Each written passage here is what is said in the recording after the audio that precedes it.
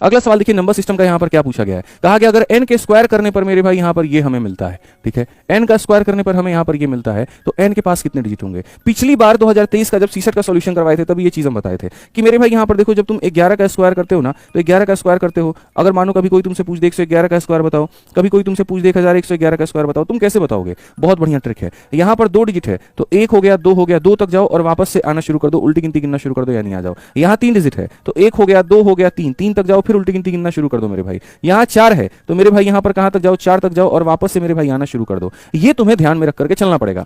अगर ऐसे यहाँ पर 5 होता तो 5 तक जाते और मेरे भाई यहाँ पर जो है वापस आ जाते। अगर आप देखोगे तो ये बंदा कहां तक गया है, तो अगर हम बात करें यहाँ पर सर देखो 4 है तो 4 तक जाना है, 3 है तो 3 तक जाना है, 2 है तो 2 तक जाना है। तो अगर हम यहाँ देखें ना तो यहाँ पर हम कहां तक गए हैं, तो यहाँ पर 1 से लेकर के मेरे भाई 9 तक गए हैं और फिर वापस आना शुरू। 9 तक जाने का मतलब कितने डिजिट होंगे, तो 9 तक जाने का मतलब कितना डिजिट होगा मेरे भाई, 9 होगा। ठीक है, यहाँ पर 2 तक जाने का मतलब 2, 3 तक जाने का मतलब 3, 4 तक जाने का मतलब 4, तो मेरे भाई 9 तक जाने का मतलब कितना होगा, तो 9 अंक होंगे। बस इतना ध्यान रखें।